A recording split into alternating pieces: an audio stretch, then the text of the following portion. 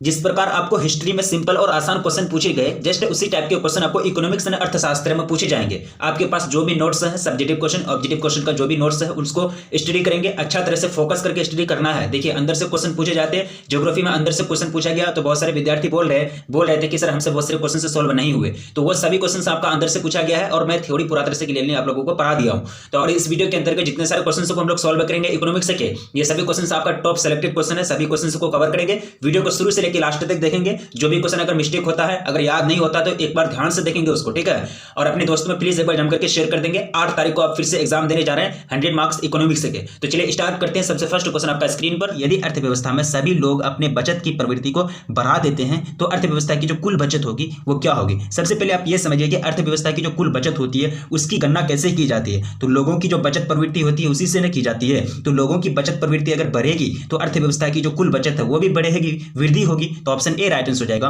First number question का, ठीक है, यानी वृद्धि होगी। अब देखिए सेकंड नंबर क्वेश्चन में पूछा गया कि सामान्य कीमत स्तर में वृद्धि है। सामान्य कीमत स्तर में जो वृद्धि होती है उसको क्या कहते हैं, स्फीति कहते हैं। क्या कहते हैं, स्फीति कहते हैं। ऑप्शन ए राइट आंसर हो जाएगा। अब देखिए second number question, sorry third number question पूछा गया कि अर्थव्यवस्था के संतुलन की शर्त क्या है, क्या कंडीशन है, यानी अर्थव्यवस्था जो संतुलन है बैलेंस में कब होगा, ये कंडीशन कौन सा होगा, कौन सा शर्त होगा। ऑप्शन आपके सामने रखा गया है, समस्त मांग बराबर समस्त पूर्ति, या फिर बचत बराबर निवेश, या फिर रिसाव बराबर अंतरक्षेपण, या फिर इनमें से सभी। देखिए ये कंडीशन होगा, समस्त मांग बराबर समस्त पूर्ति हो जाएगा, तभी अर्थव्यवस्था क्या हो जाएगा, बैलेंस हो जाएगा, यानी संतुलन हो जाएगा। यानी अर्थव्यवस्था के संतुलन की जो शर्त है, जो कंडीशन है वो क्या है, समस्त मांग बराबर समस्त पूर्ति होनी चाहिए। मतलब दोनों क्वालिटी सॉरी दोनों क्वांटिटी आपस में इक्वल होना चाहिए, बराबर होना चाहिए। तो थर्ड का ऑप्शन ए बिल्कुल राइट आंसर हो जाएगा। अब देखिए क्वेश्चन नंबर फोर्थ, काफी सिंपल क्वेश्चन है। काफी कम समय में हम लोग ज्यादा ऑब्जेक्टिव क्वेश्चन यानी एमसीक्यू को सॉल्व करेंगे। देखिए क्वेश्चन कह रहा है कि सकल उत्पाद का निर्धारण केवल समस्त मांग के स्तर पर निर्भर करता है, इसे कहते हैं, क्या कहते हैं। 2019 का एनुअल एग्जाम में पूछा जा चुका क्वेश्चन है। काफी सिंपल क्वेश्चन है, आपको बताना है इसका राइट आंसर क्या होगा, ठीक है। ऑप्शन आपके सामने रखा गया है,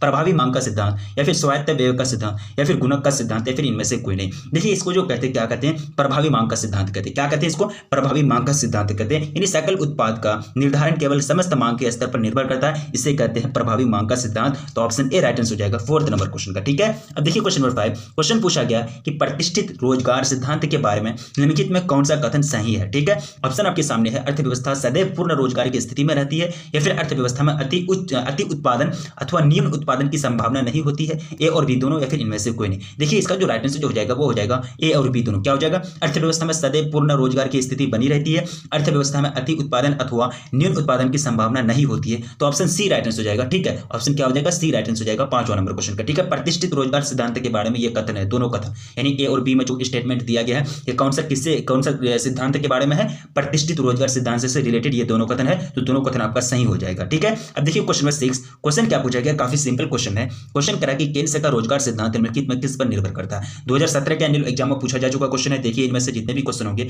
जो भी सीरीज आ रही है वो सभी सीरीज को कवर करेंगे। आपके पास टाइम जो है लिमिटेड में है, अब टाइम जो है काफी एग्जाम जो है काफी करीब आ गया है, अब ज्यादा टाइम नहीं बचा हुआ। अच्छी तरह से तैयारी कीजिए, हर एक सब्जेक्ट को बैलेंस के साथ लेके चलिए। ये नहीं कि हिस्ट्री पर है तो ज्योग्राफी छूट रहा है, ज्योग्राफी पर है तो इकोनॉमिक्स छूट रहा है, इकोनॉमिक्स पर है तो हिंदी छूट रहा है, इंग्लिश छूट रहा है, यानी सभी चीज को बैलेंस के साथ लेके चलना है, ठीक है। और आपको लाइव क्लास भी ज्वाइन करना, ठीक है। तो चलिए क्या कह रहा है कि केंद्र का रोजगार सिद्धांत निम्नलिखित में से किस पर निर्भर करता है। 2017 में पूछा जा चुका क्वेश्चन है, जब एनुअल एग्जाम में पूछा जा चुका क्वेश्चन है तो क्वेश्चन यूनिक होगा ना। तो इसका जो राइट आंसर जो हो जाएगा पूर्ति, किससे संबंधित है, पूर्ति से संबंधित है, यानी ऑप्शन बी सॉरी ये जो है प्रभावी मांग से, ये प्रभावपूर्ण मांग से संबंधित है। यानी केंद्र का जो रोजगार सिद्धांत है वो किससे, प्रभावपूर्ण मांग से संबंधित है। ऑप्शन ए राइट आंसर हो जाएगा 6 नंबर क्वेश्चन का, ठीक है। अब देखिए क्वेश्चन नंबर 7, क्वेश्चन क्या पूछा गया कि रोजगार स्तर के निर्धारण के लिए सामूहिक मांग तथा सामूहिक पूर्ति की अवधारणा का प्रयोग किसने किया। कौन से मतलब अर्थशास्त्री थे जो मतलब इनको प्रयोग किया, इस्तेमाल किया, यूज किया, कौन से किसको यूज किया, किसका इस्तेमाल किया, सामूहिक पूर्ति, सामूहिक मांग तथा सामूहिक पूर्ति की अवधारणा का प्रयोग किया, ठीक है। तो मार्शल दिया गया ऑप्शन में आपको, जे.एम. केन्स, माल्थस, या फिर इनमें से सभी। तो यहाँ जो किया था ना ये जे.एम. केन्स ने किया था। कौन, जे.एम. केन्स ने। ऑप्शन बी आपका राइट आंसर हो जाएगा 7th नंबर क्वेश्चन का, ठीक है। अब देखिए क्वेश्चन नंबर 8, क्वेश्चन क्या पूछ रहा है कि पूर्ण रोजगार वह दशा है, दशा का मतलब क्या हो जाएगा, यहाँ डायरेक्शन हो जाएगा, ठीक है। वह दशा है, वह मतलब क्या है, एक तरह से डायरेक्शन है, वह मतलब अवधारणा है जिसमें प्रचलित मजदूरी पर कार्य करने योग्य एवं इच्छुक व्यक्ति कार्य प्राप्त कर लेते हैं, क्या कहलाता। देखिए ये स्टेटमेंट है, यहाँ देख सकते हैं आप इन्वर्टेड कोमा में है दोनों, ठीक है। तो ये स्टेटमेंट है, ये स्टेटमेंट क्या कह रहा है कि पूर्ण रोजगार वह दशा है, मतलब पूर्ण रोजगार का आपको परिभाषा दिया है, वह दशा है जिसमें प्रचलित मजदूरी पर कार्य करने योग्य एवं इच्छुक व्यक्ति कार्य पर प्राप्त कर लेते हैं पूर्ण रोजगार, अनिच्छुक या फिर और भी दोनों, इनमें से कोई नहीं, ठीक है। सॉरी इसको कहते हैं क्या, पूर्ण रोजगार कहते हैं। क्या कहते हैं? पूर्ण रोजगार। पूर्ण रोजगार वह दशा है जिसमें प्रचलित मजदूरी, सॉरी फिर दोबारा रिपीट कर रहा हूं, प्रचलित मजदूरी पर कार्य करने योग्य एवं इच्छुक व्यक्ति कार्य प्राप्त कर लेते, उसको कहते हैं पूर्ण रोजगार वाला कंडीशन यानी स्थिति। ठीक है, ऑप्शन ए आपका राइट आंसर हो जाएगा। अब देखिए क्वेश्चन नंबर 8 हो गया। अब देखिए क्वेश्चन नंबर 9। क्वेश्चन नंबर 9 क्या पूछ रहा है कि अनैच्छिक बेरोजगारी वह स्थिति है, वह सिचुएशन है, वह हालात है जिसमें श्रमिक यानी मजदूरी की वर्तमान दर पर काम करने के योग्य होते हैं तथा काम करने को तैयार हैं परंतु काम नहीं मिलता है। किसने कहा? ठीक है, ये बात जो किसने कहा? अनैच्छिक बेरोजगारी की मतलब परिभाषा दिया गया। क्या दिया गया? परिभाषा यानी डेफिनेशन दिया गया। अनैच्छिक बेरोजगारी वह स्थिति है, वह हालात है जिसमें श्रमिक मजदूरी की वर्तमान दर पर काम करने के योग्य होते हैं लेकिन उसको काम करने को तैयार तथा काम करने को तैयार भी होते हैं, योग्य भी होते हैं, तैयार भी होते हैं, लेकिन फिर भी उनको काम नहीं मिलता है। ठीक है, इसी को कहते हैं अनैच्छिक बेरोजगारी। लेकिन ये जो परिभाषा है, ये जो है, इसको किसने दिया, ये स्टेटमेंट किसने लिखा, वो आपको बताना है। Inverted coma, double inverted coma में लगा हुआ। ठीक है, किसी की कही बात को मतलब घेरा जाता है कोमा से, डबल कोमा से। ठीक है, तो ये जो कहते हैं हैंसन साहब ने, किसने? हैंसन साहब ने। ऑप्शन ए आपका राइट आंसर हो जाएगा। अब देखिए क्वेश्चन नंबर 10। क्वेश्चन काफी सिंपल है ना। क्वेश्चन पूछ रहा है कि सामूहिक मांग का प्रमुख जो घटक है वो क्या है? व्यक्तिगत उपभोग, सार्वजनिक उपभोग, विनियोग या फिर इनमें से सभी। तो यहाँ जो हो जाएंगे ना, ये तीनों हो जाएंगे। सामूहिक मांग का प्रमुख घटक व्यक्तिगत उपभोग भी होते हैं, सार्वजनिक उपभोग भी होते हैं, विनियोग भी होते हैं। तो ऑप्शन डी यानी all of this, option D correct answer हो जाएंगे। अब देखिए क्वेश्चन नंबर 11। क्वेश्चन पूछ रहा है कि पूंजीगत पदार्थ कौन सा है? 2014 के एनुअल एग्जाम में पूछा जा चुका है। ठीक है, मशीन, बिल्डिंग, औजार या फिर इनमें से सभी। तो सभी हो जाएंगे ना। तो ये क्या है? पूंजीगत पदार्थ है, ये तो खत्म नहीं होता है, इससे मतलब पूंजी का निर्माण होता है। मशीन से मतलब तरह तरह के मशीन से मतलब काम में ला करके पैसे कमाए जाते हैं। बिल्डिंग को भी मतलब भाड़ा में दे सकते हैं, हायर में दे सकते हैं, औजार का भी इस्तेमाल होता है। ठीक है, तो ये पूंजीगत पदार्थ हो जाएंगे तीनों के तीनों। तो ऑप्शन डी राइट आंसर हो जाएगा 11वें नंबर क्वेश्चन का। ठीक है, काफी सिंपल क्वेश्चन है, ज्यादा टफ नहीं क्वेश्चन होते हैं। अब देखिए क्वेश्चन कह रहा है कि किसने कहा औसत उपभोग प्रवृत्ति। औसत उपभोग प्रवृत्ति जिसको क्या कहते हैं? एपीएस कहते हैं ना। हाँ, एपीएस, सॉरी, हाँ ये हो जाएंगे उपभोग, ये एपीसी हो जाएंगे। क्या हो जाएंगे? एपीसी। ठीक है, औसत उपभोग प्रवृत्ति एपीसी यानी एवरेज प्रोपेंसिटी टू कंज्यूम। ठीक है, कंज्यूम या फिर कंजम्पशन। ठीक है, प्रवृत्ति उपभोग वे एवं आय के किसी भी विशेष स्तर का अनुपात, कुड़ीहारा या फिर अनुपात है। किसने कहा ये बात? कुड़ीहारा ने, डिलर्ड ने, पीटरसन ने या फिर इनमें से कोई ने। तो ये जो बात कही थी, ये कही थी कुड़ीहारा ने। क्या ने? किसने? कुड़ीहारा ने। एपीसी की मतलब यहाँ परिभाषा दी गई है। किसने कहा? औसत उपभोग प्रवृत्ति यानी एवरेज प्रोपेंसिटी टू कंजम्पशन। प्रवृत्ति जो है ये क्या है? उपभोग व्यय और आय के किसी भी विशेष स्तर का अनुपात है। सही बात है। एपीसी हम लोग जो निकालते हैं, कैसे निकालते हैं? ये एपीसी निकालने का फॉर्मूला क्या होता है? सी बाई वाई होता है ना। हाँ, सी बाई वाई। ठीक है, ये फॉर्मूला होता है, याद रखेंगे आप। इसी से रिलेटेड और भी क्वेश्चन आगे है। ठीक है, अब आगे बढ़ेंगे। Question number 13। क्वेश्चन कह रहा है कि किसने कहा औसत उपभोग प्रवृत्ति एक विशेष स्तर पर उपभोग एवं आय का अनुपात है। ठीक है, ये भी क्वेश्चन आपका रिपीट हो चुका है ना, रिपीट क्वेश्चन हो चुका। ये आपकी देखिए औसत उपभोग प्रवृत्ति एक विशेष आय। देखिए यहाँ आपका थोड़ा सा अंतर है। औसत उपभोग प्रवृत्ति एक विशेष आय स्तर पर यहाँ वे एवं आय के किसी भी विशेष स्तर पर है। यहाँ देखिए आय स्तर पर क्वेश्चन थोड़ा सा अलग है। विशेष आय स्तर पर उपभोग एवं आय का अनुपात है। उपभोग एवं आय का अनुपात यहाँ देखिए किसी भी विशेष स्तर पर क्या है? उपभोग वे और आय के किसी भी विशेष का स्तर अनुपात है। ठीक है, दोनों का स्क्रीनशॉट लेंगे फटाफट से, नहीं तो आपको कंफ्यूजन हो जाएगा। ठीक है, स्क्रीनशॉट लेंगे, उसके बाद आप समझेंगे। ठीक है, तो इसका जो 13 का जो राइट आंसर जो हो जाएगा ना, वो क्या हो जाएगा? 13 का हो जाएगा आपका पीटरसन। क्या हो जाएगा? पीटरसन यानी ऑप्शन ए, ये राइट आंसर हो जाएंगे। ये कथन है, इसी के द्वारा कहा गया है। ठीक है, अब देखिए क्वेश्चन नंबर 14। क्वेश्चन क्या कह रहा है कि किसने कहा सीमांत उपभोग प्रवृत्ति। सीमांत उपभोग प्रवृत्ति कहते हैं ना, इसको कहते हैं क्या? एमपीसी कहते हैं, मार्जिनल प्रोपेंसिटी टू कंजम्पशन। ठीक है, सीमांत उपभोग प्रवृत्ति उपभोग में होने वाले परिवर्तन तथा आय में होने वाले परिवर्तन का अनुपात है। ये बात किसने कही? सही बात है। एमपीसी हम लोग कैसे निकालते हैं? Del C by del y निकालते हैं ना। ये फॉर्मूला नहीं भूलेंगे आप, फॉर्मूला से क्वेश्चन आते हैं बोर्ड एग्जाम में आपको। MPC is equal to del C by del Y. तो ये जो है ये बात जो है ये किसने कही? किसके द्वारा ये कहा गया? तो ये जो कहा गया ये है कुड़ीहारा के द्वारा। किसके द्वारा? कुड़ीहारा के द्वारा। ऑप्शन सी आपका राइट आंसर हो जाएगा 14 नंबर क्वेश्चन का। अब देखिए क्वेश्चन नंबर 15। क्वेश्चन पूछा गया कि आय के विभिन्न स्तरों पर बचत तथा आय का अनुपात है। क्या कहलाता है इसको? बचत प्रवृत्ति, सीमांत प्रवृत्ति, आय, ये और भी दोनों, फिर इनमें से कोई नहीं। आय के विभिन्न स्तरों पर बचत तथा आय का अनुपात। बचत इसको क्या कहते हैं? सेव कहते हैं ना, एस से इंडिकेट करते हैं। बचत तथा आय का अनुपात क्या है? इसको कहते हैं क्या कहते हैं? बचत प्रवृत्ति आय, फिर सीमांत प्रवृत्ति आय। देखिए आपका होता है एक एपीसी होता है ना, एपीएस होता है, एक होता है एमपीएस। इसमें कंफ्यूजन नहीं होना है। ये यहाँ सीमांत मार्जिनल लगा हुआ या एवरेज लगा हुआ। ठीक है, ये औसत हो जाएगा, ये सीमांत हो जाएगा, एमपीएस एपीएस। तो यहाँ कंफ्यूजन नहीं होना है। तो यहाँ कह रहा है कि आय के विभिन्न स्तरों पर बचत तथा आय का अनुपात। यहाँ देखिए सीमांत बचत नहीं बोल रहा ना, तो 15 का क्या हो जाएगा? राइट आंसर हो जाएगा आपका बचत प्रवृत्ति अनुपात। क्या हो जाएगा? बचत प्रवृत्ति अनुपात। अगर यहाँ सीमांत लगा हुआ होता तो एमपीएस हो जाता है। सीमांत का मतलब होता है एमपीएस का, एम का मतलब होता है मार्जिनल यानी सीमांत। तो ऑप्शन ए आपका राइट आंसर हो जाएगा 15 नंबर क्वेश्चन का। ठीक है, काफी इंपॉर्टेंट क्वेश्चन है, स्क्रीनशॉट लेंगे फटाफट से इसका। ठीक है, सभी क्वेश्चन से यूनिक क्वेश्चन है, जहां आपको समझ में नहीं आए तो फिर बाद में समझने का प्रयास करेंगे। अब देखिए एमपीसी से रिलेटेड क्वेश्चन आ गया। एमपीसी एमपीसी एमपीएस क्या होता है, एपीसी एपीएस क्या होता है, ये सारा चीज मैं आप लोग को डिटेल्स के साथ में बताया हूँ थ्योरी वाला वीडियो में, ठीक है। तो एमपीसी का आपको फॉर्मूला पूछ दिया, ठीक है। तो एमपीसी का फॉर्मूला हम लोग जानते हैं कि एमपीसी बराबर होता है del C by del Y. अभी हम जस्ट ड्राइव किए इसको। डेल सी जो इंडिकेट करता है वो किसको इंडिकेट करता है, कंजम्पशन यानी उपभोग में परिवर्तन, कंजम्पशन यानी चेंज इन कंजम्पशन, उपभोग में परिवर्तन को इंडिकेट करता है। डेल वाई किसको इंडिकेट करता है, आय में परिवर्तन को इंडिकेट करता है। तो सिंपल सी बात है, आपको हिंदी में यहाँ लिख दिया है। तो उपभोग में परिवर्तन बटे आय में परिवर्तन, ठीक है, ये बटे है ना, तो ये हो जाएगा ऑप्शन ए आपका राइट आंसर हो जाएगा 16 नंबर क्वेश्चन का, ठीक है। अब देखिए क्वेश्चन नंबर 17। क्वेश्चन पूछा गया कि औसत बचत प्रवृत्ति बचत और आय का अनुपात है। क्या है, औसत बचत प्रवृत्ति ना, ये क्या कहते हैं, औसत बचत प्रवृत्ति, एपीएस यानी एवरेज प्रोपेंसिटी टू सेव, ठीक है। औसत बचत प्रवृत्ति बचत और आय का अनुपात है। ये बात किसने कहा, ये जो एपीएस बराबर होता है एस बाई वाई, ठीक है, एस बाई वाई। ये सिंपल सी बात है, ये फॉर्मूला हम लोग पढ़े हैं। तो ये फॉर्मूला किसके द्वारा दिया गया, कीजर या फिर कुड़ी हरा कराउथर या फिर ड्रिलर। तो ये जो फॉर्मूला है ये किसने दिया था, कीजर ने। किसने, कीजर ने। ऑप्शन ए आपका राइट आंसर हो जाएगा 17 नंबर क्वेश्चन का। अब देखिए क्वेश्चन नंबर 18। क्वेश्चन पूछा गया कि सीमांत क्या है, कि सीमांत बचत प्रवृत्ति बचत में होने वाले परिवर्तन तथा आय में होने वाले परिवर्तन का अनुपात है। सीमांत बचत प्रवृत्ति, अब देखिए एमपीएस हो गया, ये क्या हो गया, एमपीएस का फॉर्मूला आपको पढ़ाया गया, del S by del Y, ये एमपीएस का फॉर्मूला होता है। ये जो फॉर्मूला है ये किसने दिया था, ये सॉरी, सीमांत बचत प्रवृत्ति बचत में होने वाले परिवर्तन तथा आय में होने वाले परिवर्तन का अनुपात है। क्या कहलाता है इसको, क्या कहलाता है इसको, एमपीएस कहलाता है ना।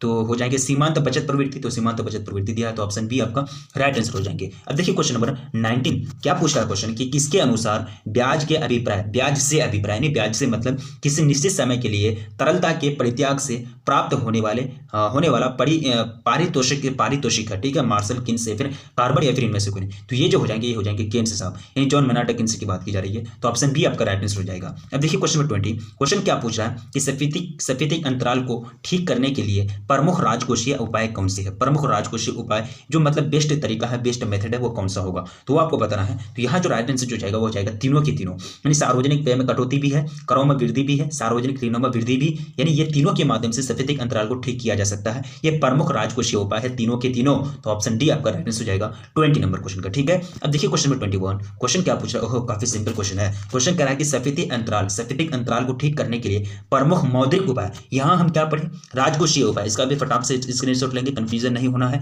प्रमुख राजकोषीय उपाय, अब यहाँ आपका आ गया मौद्रिक उपाय। यहाँ भी सफेदिक अंतराल को क्या करना है, कंट्रोल करना है, यहाँ भी सफेदिक अंतराल को कंट्रोल करना है। बट यहाँ मेथड कौन सा लग रहा है, राजकोषीय उपाय, यहाँ कौन सा मेथड लग रहा है, प्रमुख मौद्रिक उपाय लग रहा है, ठीक है। तो प्रमुख मौद्रिक उपाय जो होते हैं ये तीनों होते, क्या होते, तीनों के तीनों।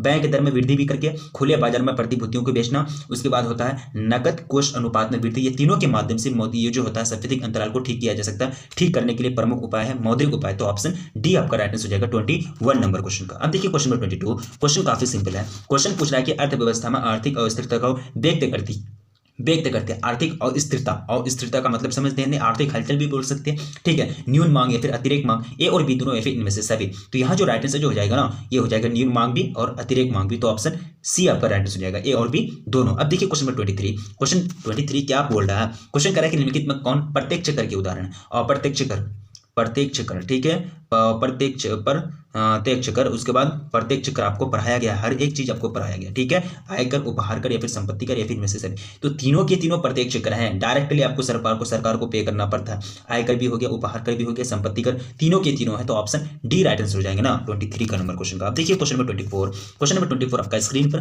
क्वेश्चन काफी सिंपल क्वेश्चन है, मुझे समझ में नहीं है ए ऑप्शन इसका कहाँ गया, ठीक है। चलिए इरेज है, लेकिन फाइनली इसका आंसर दिया है कि नहीं। निम्नलिखित में अप्रत्यक्ष कर कौन है, अप्रत्यक्ष कर बिक्री कर है, ठीक है। ये जो यहाँ ऑप्शन ए यहाँ है, बिक्री कर है या फिर उत्पादन कर है या फिर मनोरंजन कर है या फिर इनमें से सभी। तो अप्रत्यक्ष कर के अंदर जो आते हैं, जैसे कि हम लोग भी क्या करते हैं, अप्रत्यक्ष कर पे करते हैं। कोई भी सामान अगर आप खरीदते हैं तो उसमें लिखा हुआ है inclusive of all taxes. Inclusive of all taxes कहने का मतलब ये कि सभी करों सहित, यानी अगर आप नमक का भी पैकेट खरीदते हैं ना, तो उसमें भी आपको सरकार को पे करना पड़ता है टैक्स, उसमें पे करना पड़ता है टैक्स। आपको पता नहीं चलता, वो सरकार उसमें इनडायरेक्टली टैक्स लेता है। नहीं, इंक्लूसिव ऑफ ऑल टैक्सेस उसमें लिखा हुआ रहता है, ध्यान से अगर देखेंगे आप तो क्यों वो लिखा हुआ रहता है, क्योंकि उसमें भी सरकार का टैक्स बैठा हुआ रहता है और वो अप्रत्यक्ष कर हुआ, ठीक है। तो अप्रत्यक्ष कर की जो उदाहरण है, ये बिक्री कर भी हो जाएंगे, बिक्री जो भी सामान बिक्री होता है बेचा जाता है, उत्पादन कर भी हो जाएंगे, मनोरंजन कर भी हो जाएंगे। तो ऑप्शन डी राइट आंसर हो जाएगा 24 नंबर क्वेश्चन का, ठीक है। अब देखिए क्वेश्चन नंबर 25। क्वेश्चन क्या पूछ रहा है कि न्यून मांग को ठीक करने के अन्य उपायों में निम्न में कौन से है। न्यून मांग को ठीक करने के अन्य उपायों में निम्न में कौन है। ठीक है, आयात घटा, निर्यात नीति, या फिर समर्थन मूल्य नीति, या फिर मजदूरी नीति, या फिर इनमें से सभी। क्या हो जाएंगे, तीन में से सभी, यानी all of this. Option D right answer हो जाएगा। क्या हो जाएगा, ऑप्शन डी राइट आंसर हो जाएगा। अब देखिए क्वेश्चन नंबर 26। क्वेश्चन क्या पूछ रहा है कि अतिरिक्त मांग को ठीक करने के उपाय निम्न में कौन है। अतिरिक्त मांग, राजकोषीय, मौद्रिक उपाय, वृद्धि, उत्पादन में वृद्धि, या फिर इनमें से सभी। तो अतिरिक्त मांग को क्या करना है, ठीक करना, उसको अपना बैलेंस से बनाना है। तो क्या करेंगे, तीनों उपाय को आप अपना सकते हैं, चाहे वो राजकोषीय नीति हो, राजकोषीय उपाय हो, मौद्रिक उपाय हो, या फिर उत्पादन में वृद्धि करके भी अतिरिक्त मांग को ठीक किया जा सकता। तो ऑप्शन क्या हो जाएगा, ऑप्शन डी राइट आंसर हो जाएगा ना, ऑप्शन डी राइट आंसर हो जाएगा। अब देखिए क्वेश्चन नंबर 27। क्वेश्चन क्या पूछ रहा है कि राजकोषीय नीति के प्रमुख घटक संगठक है। राजकोषीय नीति के प्रमुख संगठक कौन है। कर, सार्वजनिक ऋण, या फिर घाटे की वित्त व्यवस्था से प्राप्त धन, या फिर इनमें से सभी। तो ये हो जाएंगे, क्या हो जाएंगे, इनमें से सभी, ऑल ऑफ दिस। क्या हो जाएंगे, all of this. Option D right answer हो जाएगा। क्या हो जाएगा, ऑप्शन डी राइट आंसर हो जाएगा। अब देखिए क्वेश्चन नंबर 28। प्रसिद्ध पुस्तक इंटरेस्टेड एंटरप्राइजेस, क्या है, इंटरेस्ट एंटरप्राइजेस के लेखक जो होगा कौन है, कौन राइटर है, नरेटर है, या फिर स्पीकर है, ये जो भी बोल सकते हैं, कंपोजर है। ठीक है, तो जे एम केन्स, या फिर नेटविकल्स, या फिर मार्शल, या फिर इनमें से कोई। तो इनको जो लेखक है ये है कौन, नेटविकल्स। कौन हो जाएंगे, नेटविक्सेल। कौन हो जाएंगे, नेटविक्सेल। ठीक है, सॉरी मैं नाम नहीं पढ़ रहा हूँ ठीक से, अच्छी बात है। देखिए इसका हो जाएंगे नेटविक्सेल। इनकी जो कौन है, यानी जो प्रसिद्ध पुस्तक है इंटरेस्ट एंटरप्राइजेस, लेखक कौन है, ऑप्शन बी आपका राइट आंसर हो जाएगा। 28 नंबर क्वेश्चन है। ठीक है, अब देखिए क्वेश्चन नंबर 29। क्वेश्चन क्या पूछ रहा है कि गुणक की प्रमुख मान्यता है। गुणक की जो प्रमुख मान्यता है वो क्या है, उपभोग वस्तुओं की उपलब्धि, या फिर विनियोग की निरंतरता, या फिर विनियोग में शुद्ध एवं निरंतर, शुद्ध एवं निरंतर वृद्धि, या फिर इनमें से सभी। तो इसका जो राइट आंसर हो जाएगा वो जाएगा ऑल ऑफ दिस। क्या हो जाएगा, ऑल ऑफ दिस, यानी ऑप्शन डी राइट आंसर हो जाएगा। ठीक है, अब देखिए क्वेश्चन नंबर 30। क्वेश्चन क्या पूछ रहा है कि व्यापार चक्र के उत्पन्न होने के निम्नलिखित में कौन से कारण है। व्यापार चक्र का उत्पन्न होना, प्रोड्यूस होना, क्यों होता है व्यापार चक्र, अपना अस्तित्व में आता है व्यापार चक्र जो है वो अपना अस्तित्व में क्यों आता है, इसका क्या कारण है। अब सफेदिक दशा है, या फिर सफेदिक दशा है, या फिर इनमें से ए और बी दोनों, या फिर इनमें से कोई। ठीक है, तो ये जो हो जाएंगे ये दोनों होते हैं। क्या होते हैं, दोनों, यानी दोनों कारण होते हैं। अब सफेदिक दशाएं भी होती है, सफेदिक दशाएं भी होती है, जिसके कारण व्यापार चक्र अपना अस्तित्व में आता। तो ऑप्शन सी राइट आंसर हो जाएगा। क्या हो जाएगा, ऑप्शन सी राइट आंसर हो जाएगा, ए और बी दोनों। अब देखिए क्वेश्चन में 31। क्वेश्चन क्या पूछा गया है कि न्यून मांग को ठीक करने के लिए निम्नलिखित में कौन से उपाय है। न्यून मांग को ठीक करना है, उसको ठीक ठाक करके अपना पोजीशन में लाना है। तो कौन से उपाय है, बेस्ट उपाय, राजकोषीय उपाय, मौद्रिक उपाय, ए और बी दोनों, या फिर इनमें से कोई नहीं। तो ये जो हो जाएंगे कौन से उपाय हो जाएंगे, ये दोनों उपाय हो जाएंगे, राजकोषीय उपाय भी, मौद्रिक उपाय भी, दोनों को अप्लाई करके, दोनों को मतलब दोनों ऐसे उपाय हैं जिसके माध्यम से न्यून मांग को ठीक किया जा सकता है। तो ऑप्शन सी राइट आंसर हो जाएगा 31 नंबर क्वेश्चन का। ठीक है, अब देखिए क्वेश्चन में 32। क्वेश्चन क्या पूछा गया कि राजकोषीय नीति के अंतर्गत निम्नलिखित में किसे शामिल किया जाता है। राजकोषीय नीति के अंतर्गत निम्नलिखित में किसे शामिल किया जाता है, सार्वजनिक व्यय, करारोपण, या फिर सार्वजनिक ऋण, या फिर इनमें से सभी। तो यहाँ जो शामिल किया जाता है ना, ये तीनों के तीनों को, सार्वजनिक व्यय और करारोपण को भी और सार्वजनिक ऋण को भी शामिल किया जाता है राजकोषीय नीति के अंतर्गत। तो ऑप्शन डी राइट आंसर हो जाएगा 32 नंबर क्वेश्चन का। अब बढ़ेंगे क्वेश्चन में 33। क्वेश्चन पूछ रहा है कि केंद्रीय बैंक अर्थव्यवस्था में आर्थिक स्थिरता प्राप्त करने के लिए मौद्रिक नीति द्वारा निम्नलिखित में किसे नियंत्रित किया जाता है। ठीक है, मुद्रा की पूर्ति, ब्याज दर, या फिर मुद्रा की उपलब्धता, या फिर इनमें से सभी। देखिए ये तीनों के तीनों, मुद्रा की पूर्ति, ब्याज दर और मुद्रा की उपलब्धता, ये तीनों ऐसे पॉइंट हैं, तीनों पॉइंट पर डायरेक्टली पकड़ होता है केंद्रीय बैंक का, यानी रिजर्व बैंक की बात की जाए। भारत का केंद्रीय बैंक कौन है, आरबीआई ने। इसकी स्थापना कब हुई थी, 1 अप्रैल 1935 को, याद रखना है, ये भी क्वेश्चन पूछे जाते हैं बोर्ड एग्जाम में। ठीक है, तो ऑल ऑफ दिस हो जाएंगे ना, तो ऑल ऑफ दिस यानी ऑप्शन डी राइट आंसर हो जाएगा 33 नंबर क्वेश्चन का। अब देखिए क्वेश्चन में 34। क्वेश्चन क्या पूछा गया कि केंद्रीय बैंक निम्नलिखित में किसके द्वारा मात्रात्मक शाख पर नियंत्रण रखता है, किसके द्वारा मात्रात्मक शाख पर कंट्रोल रखता है। ठीक है, 14 और 2017 के एनुअल एग्जाम में पूछा जा चुका क्वेश्चन है। बैंक दर द्वारा, या फिर खुले बाजार की क्रियाएं द्वारा, या फिर नगद कोष अनुपात में परिवर्तन, या फिर इनमें से सभी। ठीक है, तो ये जो हो जाएंगे ये बैंक द्वारा, बैंक दर द्वारा भी, और खुले बाजार की क्रिया के द्वारा भी, और नगद कोष अनुपात में परिवर्तन करके भी केंद्रीय बैंक क्या करता है कि वो मात्रात्मक शाख पर नियंत्रण रखता है, कंट्रोल रखता है। तो ऑप्शन डी राइट आंसर हो जाएगा, इनमें से सभी। क्या हो जाएगा, इनमें से सभी। अब देखिए क्वेश्चन में 35, काफी सिंपल क्वेश्चन है। क्वेश्चन क्या पूछ रहा है कि न्यून मांग को ठीक करने के लिए निम्नलिखित में कौन से मौद्रिक उपाय किए जा सकते हैं। ठीक है, न्यून मांग को ठीक करने के लिए। ठीक है, तो मौद्रिक उपाय करना है तो तीनों हो जाएंगे। क्या हो जाएंगे, बैंक दर में कमी, खुले बाजार में प्रतिभूतियां खरीदना, नगद कोष अनुपात को कम करना। तो ऑप्शन डी आपका राइट आंसर हो जाएगा 35 नंबर क्वेश्चन का। क्या हो जाएगा, ऑप्शन डी आपका राइट आंसर हो जाएगा। अब देखिए क्वेश्चन में 36। क्वेश्चन देखिए एपीएस के बारे में आपको पढ़ाया गया था, एवरेज प्रोपेंसिटी टू कंज्यूम, यानी औसत बचत प्रवृत्ति, सॉरी औसत उपभोग प्रवृत्ति कहते हैं ना इसको, औसत उपभोग प्रवृत्ति। ठीक है, प्रवृत्ति। ठीक है, पूरा मैं नहीं लिख पा रहा हूँ, ठीक है। अब देखिए क्वेश्चन ये जो हो जाएंगे, एपीएस किसको कहते हैं, औसत बचत प्रवृत्ति कहते हैं ना, सेव, एस का मतलब सेव यानी बचत, सी का मतलब कंजम्पशन यानी उपभोग, औसत तो एपी तो आपको लगाना ही है, औसत औसत बचत प्रवृत्ति और औसत प्रवृत्ति यानी propensity to save, average propensity to save और एवरेज प्रोपेंसिटी टू कंज्यूम, ठीक है। ये दोनों को जोड़ना है, इसका जो फाइनली जो रिजल्ट आता है ना ये 1 आता है। ये फॉर्मूला आपको मैंने बताया था, APS plus APC is equal to 1, तो ऑप्शन ए आपका ऑप्शन बी हो जाएगा ना, 1 कहाँ दिया बी में, तो ऑप्शन बी राइट आंसर हो जाएगा 36 नंबर क्वेश्चन का। अब देखिए क्वेश्चन में 37, ओहो क्वेश्चन काफी सिंपल है। क्वेश्चन क्या करा है कि निहित में से वास्तविक निवेश है, निहित में से वास्तविक निवेश कौन है, शेयर खरीदना या फिर पुरानी फैक्ट्री खरीदना या फिर भवनों का निर्माण या फिर बैंक में जमा खाता खोलना, ठीक है। वास्तविक निवेश की यानी रियल इन्वेस्टमेंट की बात की जाती है, रियल इन्वेस्टमेंट की बात की जाती है, तो वास्तविक निवेश कौन हो जाएगा वो आपको बताना। तो यहाँ जो वास्तविक निवेश है वो है भवन का निर्माण, क्या हो जाएगा,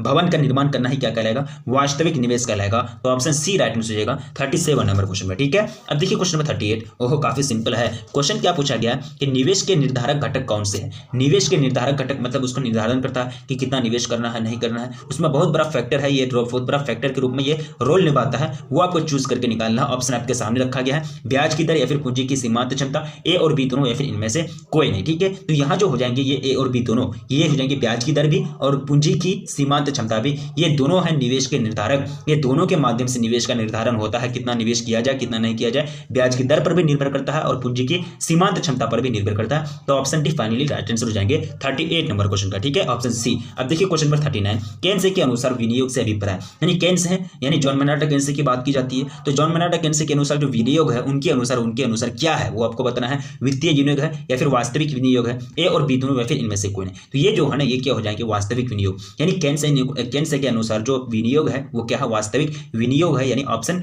बी राइट आंसर हो जाएगा, इन्वेस्टमेंट विनियोग, ठीक है, इन्वेस्टमेंट बोलते हैं इसको, ठीक है। अब देखिए क्वेश्चन नंबर 40। अब देखिए क्वेश्चन क्या पूछ रहा है कि एमपीसी मैंने आप लोगों को बताया था, एमपीसी प्लस एमपीएस, इसमें से मैंने आप लोग को यानी न्यूमेरिकल बेस्ड क्वेश्चन भी आप लोगों को मैंने कराया था, ठीक है, जो बच्चे कवर किए होंगे तो उनको याद होगा, ठीक है। एमपीएस और एमपीसी रिलेटेड आपका क्वेश्चन भी आया था, लगभग एक पेज में इसका सोल्व निकला था, एमपीसी निकाले थे, ठीक है। तो एमपीएस और एमपीसी बराबर होता है, MPS plus MPC is equal to होता है 1, क्या होता है, ये फॉर्मूला होता है, यानी डायरेक्टली फॉर्मूला ही आपको उठा के पूछ दिया, MPS plus MPC is equal to 1, तो इज इक्वल टू 1 हो जाएंगे ना, तो ऑप्शन सी राइट आंसर हो जाएगा 40 नंबर क्वेश्चन का, ठीक है। अब देखिए क्वेश्चन नंबर 41, क्वेश्चन क्या पूछा गया कि प्रतिष्ठित संप्रदाय को स्थापित किसने किया, प्रतिष्ठित संप्रदाय को स्थापित किसने किया, मार्शल ने, रॉबिन्सन ने या फिर एडम स्मिथ ने या फिर इनमें से सभी। तो प्रतिष्ठित संप्रदाय, तो ये जो एडम स्मिथ साहब किए थे, कौन किए थे, एडम स्मिथ साहब, यानी ऑप्शन सी आपका राइट आंसर हो जाएगा 41 नंबर क्वेश्चन का। अब देखेंगे क्वेश्चन नंबर 42, महामंदी का काल कौन सा काल था, महामंदी, अर्थव्यवस्था में पूरा तरह से गरीबी छा गया था, पूरा दुनिया एक तरह से गरीबी की ओर धकेले जा रहे थे या फिर पूरा दुनिया परेशान था गरीब हालात से, ठीक है। तो महामंदी का काल कौन सा काल था, 1930, 28, 31 या फिर 48, ठीक है। तो यहाँ जो महामंदी का काल जो था वो था 1930, क्या दिया है 1930 दिया है, ठीक है। तो ऑप्शन ए आपका राइट आंसर हो जाएगा 42 नंबर क्वेश्चन का। अब देखिए क्वेश्चन नंबर 43, क्वेश्चन पूछा गया कि एमपीएस का फॉर्मूला आपको पूछ दिया है ना, एमपीएस मैंने आप लोगों को बताया था, एमपीएस बराबर होता है del S by del Y, ठीक है, यानी उपभोग में, सेव में यानी बचत में परिवर्तन बटे क्या करेंगे, आय में परिवर्तन, एक महीना के अंतर्गत कितना बचत करता है कितना नहीं करता, और एक महीना के अंतर्गत कितना बचाता है, पहला महीना, ठीक है, पहला महीना में 100 रुपया कमाया, ठीक है, और 50 रुपया खर्च किया, ठीक है, दूसरा महीना में 150 रुपया कमाया और 70 रुपया खर्च किया, ठीक है। तो ये दोनों के माध्यम से ये दोनों चीज आपको, ये दोनों पॉइंट देगा और वहां डायरेक्टली आपसे पूछा जाएगा कि एमपीएस निकालो और एमपीसी निकालो, ठीक है। सिंपली मैंने आप लोगों को बता दिया है, वो वीडियो आप जाकर के देख सकते हैं प्ले लिस्ट में, ठीक है। तो MPS is equal to del S by del Y, तो del S by del Y का ऑप्शन ए में दिया है, तो ऑप्शन ए आपका राइट आंसर हो जाएगा। अब देखिए क्वेश्चन नंबर 44, ओहो काफी सिंपल है, MPS APC APC APC APC APC आपको बताया गया था ना, तो एपीसी बराबर होता है सी बाई वाई, एपीसी का मतलब होता है एवरेज प्रोपेंसिटी टू कंजम्पशन, यानी औसत क्या हो जाएगा, औसत बचत, सॉरी औसत उपभोग प्रवृत्ति, औसत उपभोग प्रवृत्ति, कंजम्पशन का मतलब क्या होता है, उपभोग, इस्तेमाल करना, उपयोग करना, ठीक है। तो सी बाई वाई, सी से जहां क्या हो जाएगा कंजम्पशन यानी उपभोग, ठीक है, कितना उपभोग किया, कितना खर्च किया, खर्च भी बोल सकते हैं, ठीक है। तो वाई जो है वो क्या है, इनकम है, इनकम यानी आय, कितना कमाया, महीना में कितना कमाया, महीना में कितना खर्च किया, इसी के रेशियो को क्या कहेंगे, एपीसी कहेंगे। तो सी बाई वाई आपका ऑप्शन ए में दिया है, तो ऑप्शन ए आपका राइट आंसर हो जाएगा 44 नंबर क्वेश्चन का। अब देखिए क्वेश्चन नंबर 45 की ओर बढ़ेंगे, केन्स के गुणक सिद्धांत निम्नलिखित में किसके बीच संबंध स्थापित करता है, केन्स के गुणक सिद्धांत निम्नलिखित में किसके बीच संबंध यानी रिलेशन स्थापित करता है, ठीक है। काफी सिंपल क्वेश्चन है, निवेश तथा आय के बीच या फिर आय तथा उपभोग के बीच, बचत तथा निवेश के बीच या फिर इनमें से कोई नहीं। तो यहाँ जो हो जाएंगे राइट आंसर हो जाएंगे निवेश तथा आय के बीच, किसके बीच, निवेश तथा आय और वाई के बीच, ठीक है। निवेश इन्वेस्टमेंट एंड वाई जो इंडिकेट करता है इनकम को, सॉरी इनकम को, हाँ आय को, ठीक है। देखिए इनकम होता है, आय का मतलब होता है इनकम, ठीक है, इनकम, ठीक है। तो आप बहुत सारे बच्चे तो थोड़ा सा आप ये रिस्पॉन्सिबिलिटी समझेंगे, वाई इससे इंडिकेट होता है इनकम, आय को, ठीक है। तो सर आय का तो इंग्लिश आय होता है, इनकम होता है, तो इसको ऐसे क्यों नहीं इंडिकेट करते हैं। देखिए यहाँ आपका जो इन्वेस्टमेंट है ना, ये भी आय से शुरू होता है, ये भी क्या होता है, आय से शुरू होता है। तो फर्स्टली यहाँ आपको आय से इंडिकेट किया जाता है, इन्वेस्टमेंट विनियोग। तो अगर आय से आपको आय दोनों जगह दे देगा, तो आय से आप क्या समझेंगे, आय से क्या इन्वेस्टमेंट समझेंगे या फिर इनकम समझेंगे। तो इसलिए इनकम की जगह आय ना लेकर के वाई का इस्तेमाल किया जाता है, जिसको वाई किसको इंडिकेट करता है, आय को इंडिकेट करता है, ठीक है। कंफ्यूजन नहीं होना है। अब देखिए क्वेश्चन नंबर 46, क्वेश्चन क्या पूछा गया कि गुणक को निम्नलिखित में किस सूत्र द्वारा व्यक्त किया जा सकता है। 2011 के एनुअल एग्जाम में पूछा जा चुका क्वेश्चन है। सिंपल सी बात है, मैंने आप लोगों को गुणक का मतलब एक फॉर्मूला पढ़ाया था, गुणक का फॉर्मूला पढ़ाया था, काफी सिंपल है। 46 का जो राइट आंसर जो जाएगा वो जाएगा del Y by del I. क्या हो जाएगा, del Y by del I, ठीक है। तो मैंने आप लोगों को बताया आय में परिवर्तन, डेल का मतलब क्या होता है, परिवर्तन यानी चेंजिंग, आय में परिवर्तन बटे क्या हो जाएगा, डेल आई, क्या हो जाएगा, डेल आई यानी विनियोग में, इन्वेस्टमेंट में परिवर्तन। तो ये हो जाएगा के का मान निकाला जाएगा। एक और सिंपल फॉर्मूला, ये तो आपका याद रखे नहीं रख के चलेगा, लेकिन एक सिंपल फॉर्मूला, सबसे बेस्ट फॉर्मूला मैंने आप लोगों को बताया था, 1/1 माइनस एमपीसी। क्या हो जाएगा, 1/1 minus MPC is equal to K, यानी के फैक्टर, ठीक है, के निकालने का फॉर्मूला। तो ये फॉर्मूला से आपका क्वेश्चन है, लास्ट में क्वेश्चन को सॉल्व करेंगे। तो इसका राइट आंसर क्या हो जाएगा, ऑप्शन बी राइट आंसर हो जाएगा 46 नंबर क्वेश्चन का। अब देखिए क्वेश्चन नंबर 47, क्वेश्चन क्या पूछा कि केंद्र के विनियोग गुणक का, विनियोग गुणक है ना, ये क्या है, विनियोग गुणक है, मूल्य निम्नलिखित में किस पर निर्भर करता है, किस पर डिपेंड करता है। सिंपल सी बात है, आपको बताना है कि किस पर डिपेंड करता है। तो फॉर्मूला में क्या आया था, फॉर्मूला आपको मैं बताया, जस्ट अभी मैंने इसको क्या किया, ड्राइव किया ना। तो 1 minus MPC, 1/1 minus MPC, MPC पर डिपेंड करेगा ना। तो एमपीसी बदलेगा तो ये क्या, के का मान बदलेगा। एमपीसी अगर बढ़ेगा तो के का मान भी घटेगा, सॉरी क्या होगा, घटेगा, ठीक है, इसी पर डिपेंड करेगा ना। फाइनली इसका रेशियो देख सकते हैं। तो एमपीसी का मतलब क्या होता है, मार्जिनल प्रोपेंसिटी टू कंज्यूम, ठीक है, यानी सीमांत उपभोग प्रवृत्ति। तो ऑप्शन सी में आपका दिया है, तो ऑप्शन सी आपका राइट आंसर हो जाएगा 47 नंबर क्वेश्चन का। अब देखिए क्वेश्चन नंबर 48, आपका स्क्रीन पर क्वेश्चन क्या पूछ रहा है कि केंद्र के गुणक को निम्नलिखित में कौन सा तत्व प्रभावित कर सकते हैं, सीमांत बचत प्रवृत्ति या फिर सीमांत उपभोग प्रवृत्ति, ए और बी दोनों, या फिर इनमें से सुने। केंद्र के गुणक के को किसको प्रभावित कर सकता है, ठीक है, सिंपल सी बात है। तो ये जो प्रभावित करता है ना, ये दोनों करता है, कौन, सीमांत बचत प्रवृत्ति भी और सीमांत उपभोग प्रवृत्ति। मैंने आप लोगों को बताया MPC plus MPS is equal to 1, MPS बराबर 1। एमपीसी का मान ज्यादा होगा तो एमपीसी का मान कम होगा, एमपीसी का मान कम होगा तो एमपीसी का मान ज्यादा होगा। तो ये यहाँ से ज्यादा और कम होता है, और यही जाकर के वहां हो जाएगा 1/1 माइनस क्या हो जाएगा, एमपीसी, ठीक है, एमपीसी हो जाएगा ना। तो एमपीसी किस पर डिपेंड करता है, एमपीएस पर डिपेंड करता है। एमपीसी एमपीएस पर डिपेंड करता है, एमपीएस ज्यादा होगा तो एमपीसी का मान कम होगा, एमपीएस कम होगा तो एमपीसी का मान ज्यादा होगा। और ये के जो है, ये के डिपेंड करता है एमपीसी पर, ठीक है। तो ये डायरेक्टली के जो है अब दोनों पर डिपेंड कर जाएगा, एमपीसी और एमपीएस पर। तो ऑप्शन बी आपका राइट आंसर हो जाएगा, यानी सॉरी ऑप्शन सी आपका राइट आंसर हो जाएगा, ए और बी दोनों, ठीक है, कंफ्यूजन नहीं होना है। अब देखिए क्वेश्चन नंबर 49 में पूछा गया कि एमपीसी का मान क्या होता है, एमपीसी का वैल्यू क्या होता है। देखिए एमपीसी का वैल्यू होता है MPS plus MPC is equal to 1, ठीक है। तो 1, अब यहाँ एमपीसी का मान निकालेंगे, एमपीसी का मान आप कितना रखेंगे, ठीक है। ये जो फाइनली 1 होता है, ये फॉर्मूला होता है, तो ये फॉर्मूला होता है, ठीक है, दोनों का वैल्यू होता है 1। तो ये इसका एमपीसी का मान कितना होगा, 1 से, दोनों को मिला के 1 हुआ है, तो ये हमेशा ना 1 से कम होगा ना, 0 से अधिक और 1 से कम होगा। तो ऑप्शन सी आपका राइट आंसर हो जाएगा 49 नंबर क्वेश्चन का। अब देखिए फाइनली आपका लास्ट क्वेश्चन है, क्वेश्चन काफी सिंपल है, इसको देखिएगा ध्यान से। यहाँ से आपका एक न्यूमेरिकल बेस्ड क्वेश्चन आता है बोर्ड एग्जाम में और आपका सॉल्व हो जाएगा। एमपीसी का मान आपको दिया गया है, ठीक है, तो आपको के निकालना है। तो के का मान हम लोग जानते हैं कि के जो निकाला जाता है 1/1/एमपीसी, ठीक है,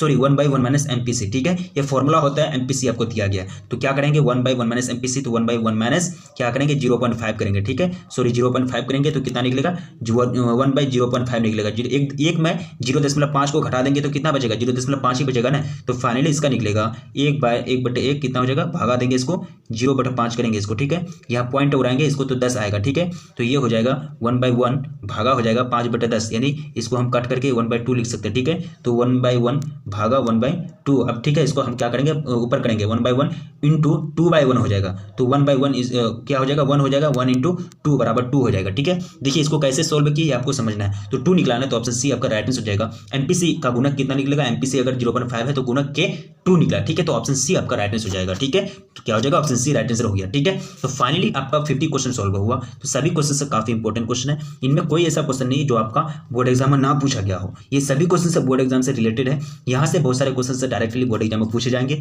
इसलिए मैं आपसे फिर पुनः रिक्वेस्ट करता हूँ कि जो भी क्वेश्चन आपसे सॉल्व ना हुआ हो उसका स्क्रीनशॉट लेंगे, समझेंगे, ठीक है, समझने का प्रयास करेंगे, नहीं समझने का प्रयास करेंगे तो कम से कम याद रखेंगे, और सेम टू सेम क्वेश्चन आते हैं बोर्ड एग्जाम में, ठीक है। तो फाइनली हम लोगों ने 50 क्वेश्चन को सॉल्व किया है। इसी तरह से आपका सीरीज और भी कवर किया गया है, तो वो सीरीज को आप कवर कीजिए, ये भी सीरीज को कवर कीजिए और आने वाला सीरीज को भी आप कवर कीजिएगा, ठीक है, छोड़िएगा नहीं, ठीक है। मैं आप लोग के भलाई के लिए मैं बोल रहा हूँ, ठीक है। तो फाइनली मैं लास्ट में आपसे रिक्वेस्ट की जाती है, वीडियो को लाइक नहीं किए तो प्लीज वीडियो को लाइक कर दीजिए और अपने दोस्तों में एक बार जम करके शेयर कर दीजिए। चैनल पर अगर नए मेहमान हैं, नए बार विजिट कर रहे हैं, पहली बार विजिट कर रहे हैं, तो प्लीज चैनल को सब्सक्राइब कर लीजिए, क्योंकि चैनल पर पूरी तरह से आपको तैयारी कराई जाती है। तो रखिए अपना ख्याल, मिलेंगे फिर नेक्स्ट वीडियो में, तब तक के लिए।